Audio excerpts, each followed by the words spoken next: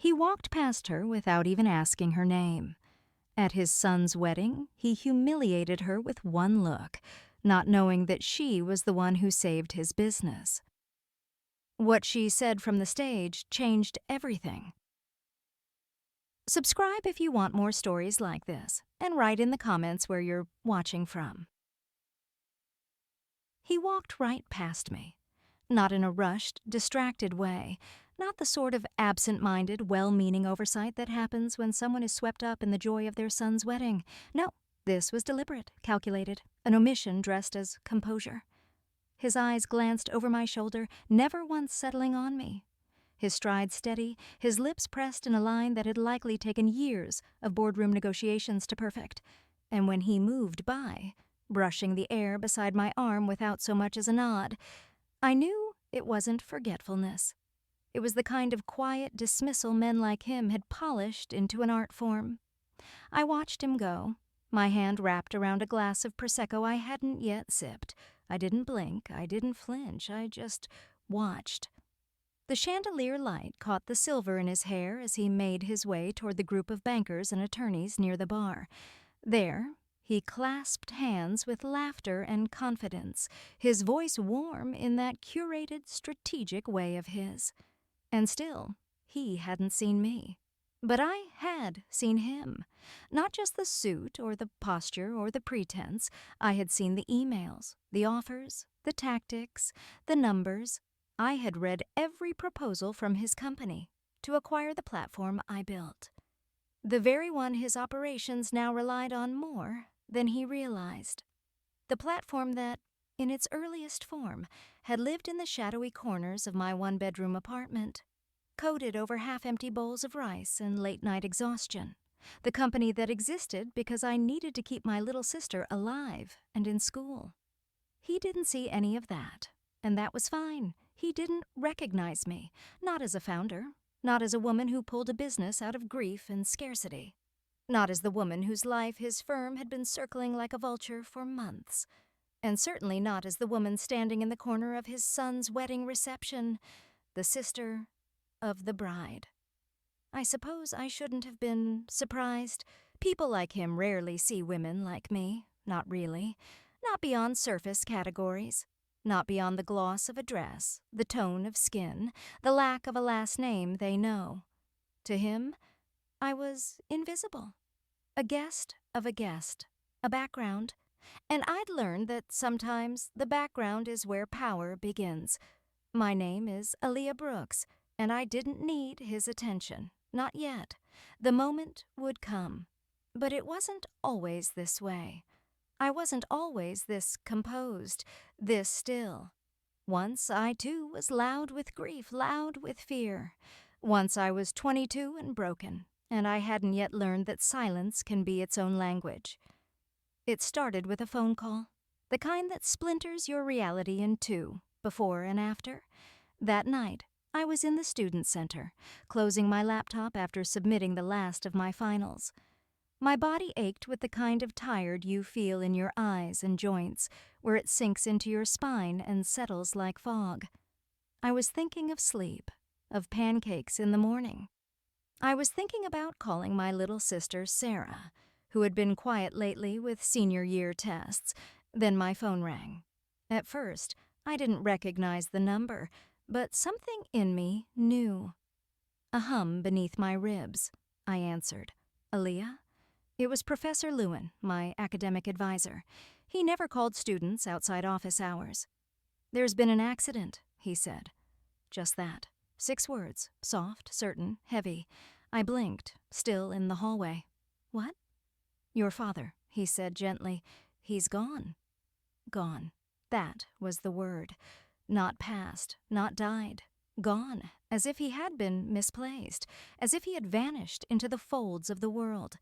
He had been on his way to see me and Sarah that weekend, a road trip he had promised after missing so many birthdays and holidays due to work, and now he never would. I couldn't move. The hallway was empty. A vending machine hummed in the distance. My hand gripped the phone, and I stood very still, as if motion would make it real. The world didn't slow. It didn't cry with me. Outside, people laughed, music played. Somewhere, someone spilled coffee and cursed. But for me, the axis had tilted. Sarah. I booked a bus ticket back to North Carolina that night. The ride blurred into cold vinyl seats and the rhythmic sound of the engine. I remember watching the trees pass by in the dark. I remember my chest aching from holding in the sobs. She was 17, just a week away from graduating high school. I found her curled up on the couch when I arrived. Her eyes were red. She looked at me and didn't say a word. I didn't say anything either. I just sat beside her, wrapped my arms around her, and let the silence between us speak the language of loss. We buried him 3 days later. It rained, of course it did. The kind of rain that sticks to your scalp and seeps into your shoes. The funeral was sparse. A few co-workers, some neighbors, not our mother. She had long since left for a new life in Atlanta, with a new family, a new name. She hadn't called. I didn't expect her to. It was just us now, Sarah and me. At the lawyer's office, the truth unspooled. Debt, more than I thought possible. He had been self-employed, and something, somewhere, had gone wrong. Loans unpaid. Accounts overdrawn. The house mortgaged again and again. The car still financed. His workshop already claimed by creditors. They came quickly, those men in their pressed suits and flat voices. Took what they could. The house, the car, what little we had.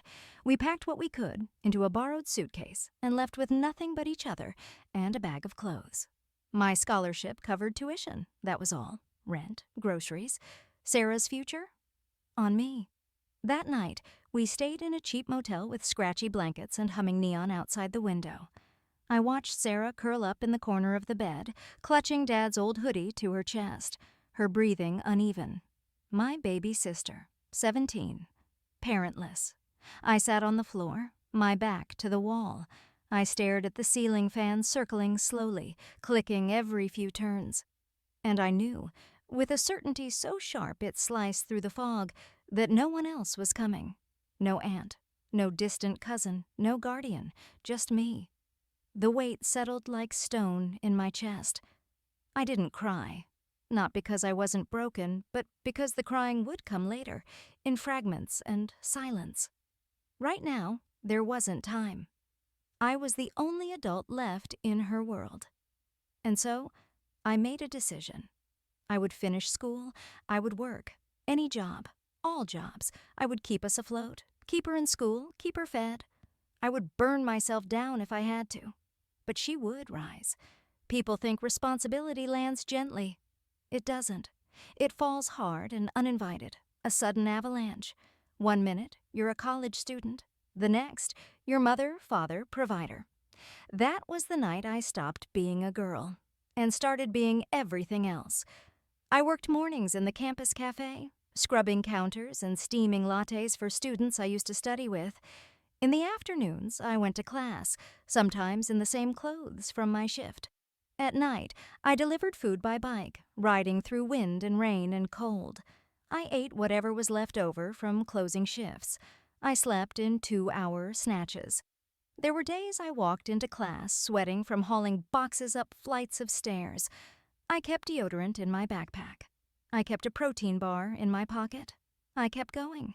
Sarah knew some of it, not all. She tried to help. She offered to quit school, to get a job. But I said no.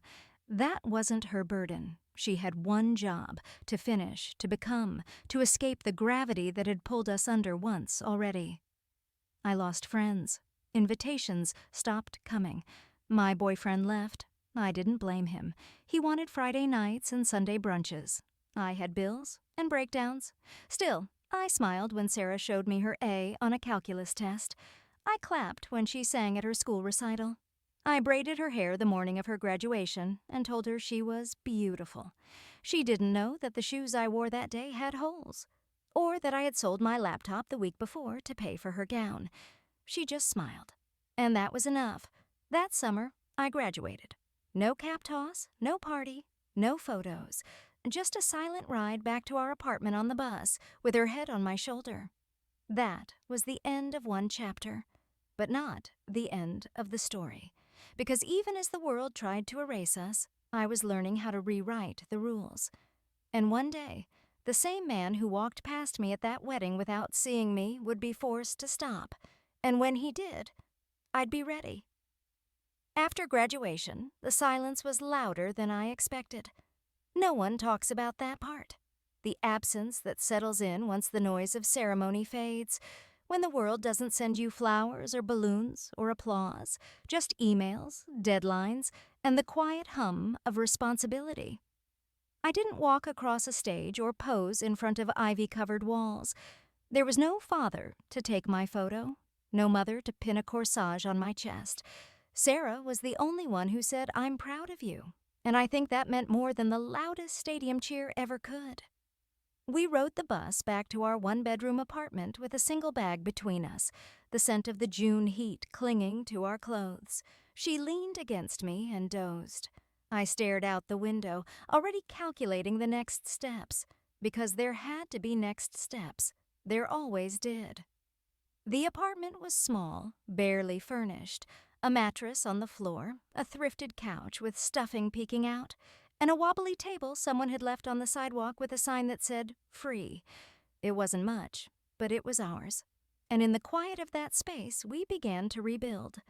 Sarah took the bedroom. She needed the privacy, the space to dream. I took the couch. My back didn't thank me, but it didn't matter. Comfort had long since stopped being a priority. I found work quickly. Operations assistant at a local logistics firm, the kind of job that doesn't make headlines or earn applause but pays on time and doesn't ask questions. I handled inventory databases, scheduled freight pickups, reconciled spreadsheets. No glamour, no prestige, just structure. And after everything we'd been through, structure felt like a kind of mercy. Every evening I cooked us dinner. Sometimes it was nothing more than the eggs and rice. Sometimes pasta with butter and canned vegetables. On good days, we splurged on frozen chicken. On weekends, I let myself sleep in. Until 9, maybe 10. Luxury. After that, it was back to planning, budgeting, checking utility bills, calculating how much we could stretch every dollar. I made it a ritual. Sunday evenings, tea in hand, Sarah reading at the table while I went through the week's expenses. It gave me peace, control, and God, I needed that. But even as I settled into this new rhythm, a restlessness began to grow inside me, like something unfinished had been folded into the corners of my daily life. I didn't know what it was at first. I just knew that waking up, working, and surviving wasn't enough. I hadn't fought through all that pain just to stay in one place, so I started learning again. I signed up for online courses, free ones, the kind that asked for time instead of money. Marketing automation, backend systems, SaaS development, cloud infrastructure. I didn't know exactly where it would lead, but I knew I had to be ready when it came. Ready in a way no degree alone could guarantee. At night, after the dishes were washed and Sarah was asleep, I sat on the couch with my old laptop propped on a plastic crate. The blue glow of the screen lit up the walls. I watched lectures, took notes, rewatched them, paused to look up terms I didn't understand. Sometimes my eyes burned. Sometimes my head ached. But I kept going. I studied as if my life depended on it, because in a way, it did. We couldn't afford failure, not again. Sarah was thriving. Community college suited her. She found joy in literature, in group discussions, in mentoring other students. I watched her blossom. She came home excited, full of ideas, full of stories. And even though I was always tired, always calculating, I smiled and listened. Because this was the return. This was what I'd worked for. Her light. Then came the email that changed everything. It was a rainy Thursday evening. I remember because the windows fogged and the soup on the stove had started to burn. I was half asleep on the couch, my laptop sliding down my thighs, when the notification dinged. A name I hadn't seen in years. Mira Abdullahi. We'd known each other in college. Not close friends, but the kind of people who nod in lecture halls, trade project notes, smile at campus cafes. She was brilliant, magnetic, always talking about ideas that seemed too big for the room. I admired her then, still did. The email was short. Aaliyah, I remember how sharp you were with systems and structure. I'm working on something with a friend. A startup idea. We're building a tool to automate back-end workflows for small firms. We need someone like you to help us ground it. Ops, pitches, client flow. Are you open to a chat? I stared at the message for a long time. It felt like a door opening somewhere I'd forgotten existed. And then, just as quickly, fear rushed in. What if I wasn't good enough? What if I failed? What if this was another risk I couldn't afford? But somewhere in that fog of uncertainty, something clearer rang out. What if this was the reason I'd survived? I said yes. Our first meeting was at a cafe with spotty Wi-Fi and cracked leather booths. Mira arrived with another woman, Ava, her co-founder. The two of them had energy, vision, and a prototype barely functional but full of promise. They showed me a demo. It crashed halfway through. We laughed. I took notes. I told them what I saw. Flaws, gaps, potential. I told them I'd be in, but I needed nights, weekends. I had a day job, a sister, responsibilities. They nodded, and just like that, I was building something again. From 9 to 5, I was the reliable assistant, processing invoices, answering emails, organizing shipments. From 6 to 2 a.m., I lived in Mira and Ava's world. Outlines, flowcharts, bug fixes, client scenarios. I answered cold emails, built pricing models, sketched workflows. I hadn't felt this awake in years. We worked in libraries, in parking lots, in Mira's kitchen while her cat knocked over mugs. We borrowed server space. We wrote code we didn't understand until it worked. Some nights I passed out with my laptop open on my chest, woke up an hour later and kept going. It wasn't easy. Tensions flared, funding dried up. Ava almost quit during a particularly brutal month when no one responded to outreach. Mira cried once in the bathroom of a co-working space, thinking I couldn't hear her. I did. I didn't say anything, just handed her a tissue and told her we keep moving. Because what else was there? Then came our first break. A mid-sized HR firm agreed to pilot the tool. Their back-end systems were a mess, manual, slow, prone to errors. We ran our software over 1 month and cut their processing time by 40%. They were thrilled. They told 2 other firms, and just like that, the wheel began to turn. Emails trickled in, demos were booked, feedback started rolling. We created a basic ticketing system, then a newsletter, then an onboarding kit. Someone wrote a review on a niche tech blog, and suddenly, our inbox flooded overnight. But still, I didn't quit my day job. I knew better. I had seen what happens when you trust too quickly. Stability is a fragile illusion, so I saved every penny, paid rent on time, kept groceries stocked, renewed Sarah's medical insurance with my bonus check. I handled customer tickets on my lunch breaks, took investor calls from the janitor closet, reviewed bug reports while stirring soup. It wasn't sustainable, but it was necessary. Eventually, Ava became the public face. She had the charisma. She knew how to smile for cameras, how to own a room. Mira was the visionary, the one who saw 10 years ahead. I was the anchor, the one who made sure we didn't tip over. I preferred it that way. Visibility never interested me. Power did. Quiet power. The kind that doesn't need recognition to be real. The kind that builds safety, security. The kind that lets your little sister sleep soundly, knowing the lights will stay on. Sarah got into a 4-year university on merit. I covered every fee, every book, every trip. I watched her walk across that stage with her curly hair in a bun and pride in her eyes. I clapped until my palms ached. We had a car now, a fridge that didn't leak, furniture that wasn't found on sidewalks, health insurance, a small savings account. It wasn't flashy. It wasn't loud. But it was freedom. And I built it with my hands, my sleep, my sacrifice. No one knew. No one needed to. But sometimes, on nights when I sat in our kitchen sipping tea, listening to the hum of our new dishwasher, I'd remember how far we'd come, how I'd held her together, and how finally. She was whole enough to walk into the world on her own. I never asked for gratitude, but that didn't mean I didn't earn it. And then, one Tuesday evening, she called me. There was excitement in her voice, a strange breathlessness, but also something cautious, like she wasn't sure how I'd respond. "Aaliyah," she said, "I have something to tell you." I thought it was about school, maybe a fellowship, maybe an internship. I was wrong. She paused. "I'm getting married," just like that. A bomb dropped in my kitchen. I stood still, a fork frozen halfway to my mouth, cold leftover pasta turning softer in its container. "You're what?" "To Daniel," she added quickly. "We've been dating for a while, but I didn't tell you because I didn't know how." She sounded happy. She also sounded terrified. And something inside me shifted. Because this wasn't just my sister anymore. She was someone else's future. And I wasn't sure I was ready to let go. The silence that followed her words was brief, but it wrapped around my chest like a cord.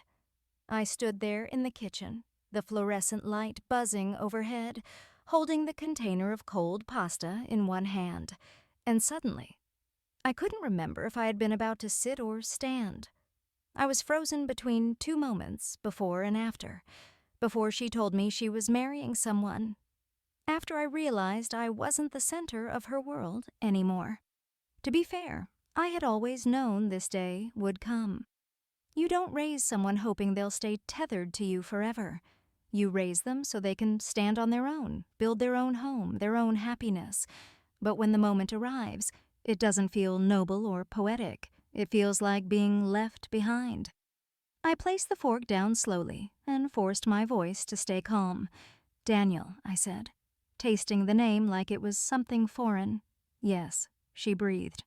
"I wanted to tell you earlier, but it never felt like the right time. I didn't want to distract you with everything going on."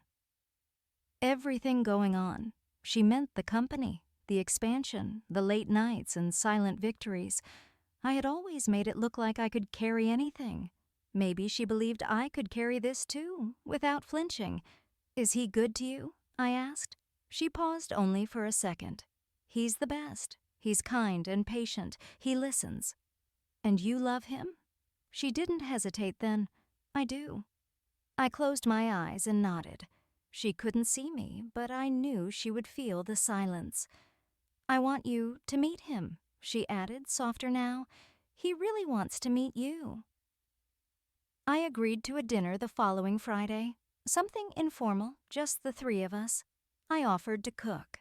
It felt like the least threatening setting, like I still had some control over the space, the atmosphere, the tone. I told myself I was being practical. The truth was, I needed to see this man with my own eyes, measure the weight of his presence, feel the shape of his words. I had earned that, not as a sister, but as someone who had rebuilt her from the rubble. The night came, and I spent the afternoon fussing over the small apartment like it mattered. I cooked, cleaned, lit candles. I even wore something a little nicer than usual. I told myself it wasn't for him, it was for her, so she could see me strong, composed, and at ease. When the knock came, I opened the door and met him face to face. Daniel stood there with a nervous grin, a bottle of wine in one hand, a bouquet in the other. He was handsome, in a modest way. No arrogance, no overly styled hair or self-importance. He looked like someone who had been taught to say please and thank you. That earned him a point, before he even stepped inside. Dinner passed in a blur of polite conversation. He talked about his job, mid-level finance work, something about risk management. He spoke of his hobbies with a soft humility. He laughed when Sarah teased him about his terrible taste in music. He watched her like she held the moon in her hands. And maybe, just maybe, she did. And then he said it. "Well, my father always told me—" "Your father?" I asked casually, though something in my chest stiffened. "Yeah," he said, "Harrison Gray." The name hit like a sudden winter draft.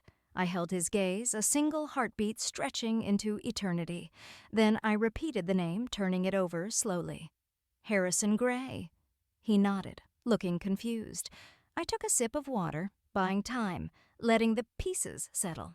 That name, that man, the founder and chairman of Greycore, one of our biggest enterprise clients. A man who had been circling our platform like a vulture, offering acquisition proposals veiled as partnerships, always condescending, always transactional. The kind of man who never asked questions he didn't already think he had the answer to. I had seen his name in too many emails, heard his tone in too many boardroom rumors, and now here was his son, sitting at my kitchen table, spooning mashed potatoes onto a plate like none of it mattered. Daniel noticed the shift in my expression. "Is everything okay?" he asked. "Of course," I said, forcing a smile. I was just making the connection, small world. Sarah reached out and gently touched my arm under the table. A silent question. I nodded once later. After dinner, Daniel excused himself to take a call, and Sarah and I stood in the kitchen rinsing dishes in the quiet hum of the sink. "You went quiet there for a while," she said. I shrugged, just surprised. "You really think he's his father?" "I know he is." She dried a plate, slowly. "I didn't tell you because I was afraid it would complicate things, but he's not like him, Aaliyah. I need you to believe that." I looked at her then, really looked. Her face wasn't pleading. It was certain, lit from the inside with something I had spent years protecting her right to feel. Happiness. "He's not his father," she said again. "He's kind. He's decent. He respects me." I exhaled. "Okay," I said. "Then I'm in your corner." She hugged me before Daniel returned, and I saw the tension drain from her shoulders. I had given my blessing, even if every protective bone in my body was still tingling with alert. Weeks passed. Wedding planning took over her life. She was radiant, frantic, and impossibly organized. I helped where I could, but I kept my distance from the guest list and cake tastings. This was her chapter, not mine. I wanted to be her anchor, not her editor. Then came the family meet and greet. A dinner at an upscale country club, marble floors, white tablecloths, waiters in black ties. I was invited, of course, but the invitation felt more like a summons. I showed up on time, dressed simply but sharply, and stepped into a room full of polished laughter and whispered judgments. Harrison Gray was easy to spot. His presence carved a circle around him. People leaned in. Waiters refilled his glass before he could ask. He wore his wealth like a second skin, and the moment I entered the room, his eyes found me. I watched him scan me head to toe, shoes, suit, posture, a quick evaluation. Then he looked away. When we were introduced formally, he offered a limp handshake. "You're her sister," he said. I assumed her mother would be here. "Our mother left a long time ago," I said evenly. He gave a brief nod, then turned towards someone else. Later, during hors d'oeuvres, he asked me what I did. "I work in operations," I said. "Admin?" "Back-end automation," I clarified. He raised an eyebrow, unimpressed. "You with one of the big firms?" "Something like that." He didn't ask a follow-up question. He didn't care. I told Mira about it that night on a video call. She laughed. "The universe," she said, shaking her head, "always has a flair for the dramatic." "Do you think I should tell Sarah?" "No, not unless it matters." "It might, but not tonight." She was right. Not tonight. The weeks flew by. Invitations were sent, fittings were scheduled, playlists were curated. I helped Sarah practice walking in heels, coached her through vows, reassured her when the florist forgot her bouquet sample. I was there in every invisible way, stitching the pieces of her dream together while staying safely outside the frame. The night before the wedding, she couldn't sleep. She knocked on my door like we were kids again. I let her in, and we lay side by side on my creaky couch, staring at the ceiling in the dark. "Thank you," she whispered, "for all of it." "You don't owe me anything," I said. "But I do," she replied. "I'm here because you didn't give up." I smiled in the dark. You made it easy, she laughed. Liar. We both knew the truth. And the next day, when she stood in her white dress, light dancing in her curls, and tears clinging to the corners of her eyes, I walked her down the aisle, like I had walked her through every other threshold in her life. Harrison Gray sat in the front row, his posture perfect, his gaze fixed ahead. He still didn't know who I was. But that was about to change. I wasn't planning to speak. There was no mention of it in the program. No line that said, Sister of the Bride in bold script. No heads up from the wedding planner. No whispered hint from Sarah. I had walked my sister down the aisle, posed for the formal photos, toasted her with my glass of sparkling cider, and then faded into the background, as I always did. That was the role I'd chosen, the one that let me watch from the wings as she stood in the center of the light. And that had been enough until someone tapped me on the shoulder. It was one of the catering staff, a young woman in black slacks and a starched white shirt. She smiled politely, but her tone left no room for protest. You're next, she said. I blinked. I'm sorry? The mic is yours in 2 minutes. You're listed for a speech. I looked across the room. The DJ was lowering the volume on the music, and the MC was already walking toward the microphone stand. I felt my pulse quicken, not from fear, but from the sheer strangeness of the moment. I hadn't agreed to this. I hadn't written anything. I hadn't prepared. But somewhere between the ache of the years and the weight of everything unspoken, a voice inside me answered for me. Okay. I stood and smoothed my dress, walked slowly to the stage, past tables of guests still finishing their entrees, past the floral centerpieces and flickering candles and empty plates, past the head table, where Sarah sat glowing like a star newly born, Daniel beside her, with his hand resting gently on hers, and farther still, to the man who watched me now with casual indifference from the back of the room, Harrison Gray. I stepped up to the microphone, felt the cool metal beneath my fingertips, and let the silence settle. Good evening, I began. My name is Aaliyah Brooks. I'm the bride's sister. That got their attention. I watched forks pause mid-air, conversations halt mid-sentence. I didn't raise my voice. I didn't clear my throat. I simply stood in the moment, held it gently, and let the words come. But I wasn't just her sister, I continued. I was her guardian. After our father passed away suddenly, Sarah and I were left alone. I was 22. She was 17. Our mother had long since left the picture. It was just us. The room shifted, glasses lowered, heads turned. I was still in college when it happened. I had just submitted my final exams when the phone rang. A voice I barely recognized told me there'd been an accident. Our father was gone. I paused, letting the weight of it fall where it needed to. There was no safety net, no backup plan, no extended family sweeping in to take us in. That night, sitting on the floor of a cheap motel with one suitcase and a scared teenager who had just lost everything, I realized something no 22-year-old should have to realize. No one else was coming. So I became the one. I worked in a campus cafe by morning, delivered packages by night, and studied somewhere in between. I sold my laptop to pay for her graduation dress. I gave up my apartment so we could afford rent. I lived on instant noodles and borrowed Wi-Fi and the sheer force of love. I looked towards Sarah then, her hand pressed over her mouth, her eyes wide and wet, and somehow I said, "We made it." Or maybe she did, because she was brilliant and stubborn and kind, and even when I failed her, and I did, more than once, she never stopped believing in me. A murmur moved through the crowd, a sound like listening, like reverence. I took a breath. During those years, while I was trying to keep us afloat, I also started building something else, a small piece of software. A system to simplify operations for small businesses like the ones our father had run. I worked on it after shifts, during lunch breaks, in the hours when the world slept.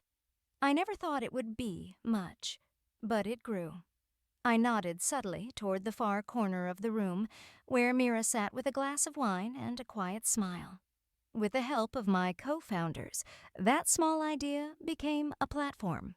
One some of you in this room might use, one that now supports clients across multiple industries. It wasn't easy. It never is. But it was honest work, and it allowed me to give my sister the one thing she hadn't had in a long time: stability. The room had gone still, and while I didn't come here to talk business, I added, I wanted to share that because it's part of our story. The story of a girl who lost everything, and the woman who refused to let that be the end. I turned back to Sarah and Daniel. You two have found something rare, something people spend their whole lives searching for and still don't find: trust, partnership, joy. You've built it together, and I couldn't be prouder to stand here and say, without hesitation, you're ready.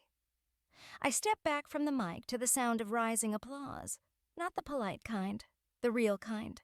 The kind that comes from the gut, from the heart. The kind that doesn't need to be coached. I walked down the steps, weaving through the tables, and just as I reached mine, he intercepted me. Harrison Gray.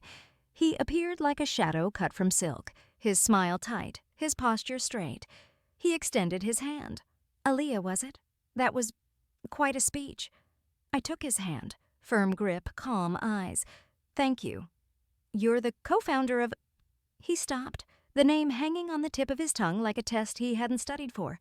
I nodded. Yes, the company you've been trying to acquire. His smile faltered, only slightly, a flicker in the otherwise perfect facade. I had no idea, he admitted. I held his gaze. Why would you? I didn't introduce myself. He opened his mouth, closed it. Still, when we met, I interrupted him gently.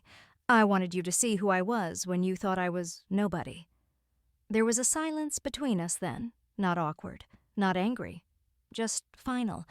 A silence full of everything I didn't say and didn't need to. He didn't respond.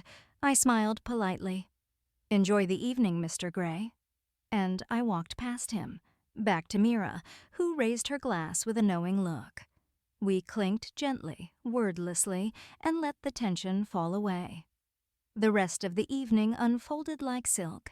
Sarah danced like a woman unburdened by history. Daniel was gracious, attentive, a man more comfortable in quiet than performance. Guests came up to me, one by one, with handshakes, with questions, with congratulations that were more than formality. Even the DJ nodded in my direction when he played a classic R&B track that Sarah and I used to sing as kids in our living room. Harrison remained civil for the rest of the night. He didn't approach me again, but I noticed a shift in his posture, in the way he stood just a little straighter when I passed, less entitlement, more calculation. It didn't matter. I hadn't said anything untrue, and I hadn't said everything either. We never sold the company to Graycore, not because of how he treated me, not even because of his arrogance. Truthfully, the offers were attractive, on paper, but I had learned how to read between the numbers. Harrison's interest had never been about partnership. It had been about assumption, about the belief that everyone has a price, that everything can be owned, improved, replaced. But I don't build for acquisition. I build for impact, for peace, for people like my father, who didn't have the tools or the time or the support to survive a downturn, for women like my mother, who left because no one had ever taught her how to stay, for sisters like Sarah, who deserved the world and had to make do with the scraps. Graycore still licenses our platform. His employees still submit support tickets through our system, and I respond promptly, professionally, always politely, never personally, strictly business. Daniel never brought it up. He respects boundaries, and more importantly, he respects Sarah. Over time, he and I built something close to trust, not because we had to, but because we chose to. I don't hold his last name against him. He isn't his father. He never was. Sarah is thriving. She teaches now, gardens on weekends, volunteers at the literacy center downtown. Her laughter fills the house she and Daniel share, a sound I remember from childhood, only now it's deeper, fuller, stronger. That's what I fought for. That's the return on my investment. Sometimes people still mistake me for the assistant, the planner, the woman who knows someone important. And I let them. Because I've learned that the ones who dismiss you in silence are the same ones who scramble to respect you once they hear your title. But by then, their respect means nothing to me. Real respect is quiet. It shows up when no one's watching. It doesn't require applause. Harrison's biggest mistake wasn't underestimating me. It was assuming that being unseen meant being unimportant. But I've never needed the spotlight. All I needed was to know my sister would be okay. And now she is. That's more than enough for me. If this story moved you, don't forget to subscribe for more. Watch the next video for another powerful journey. And if someone in your life needs to hear this, share it with them.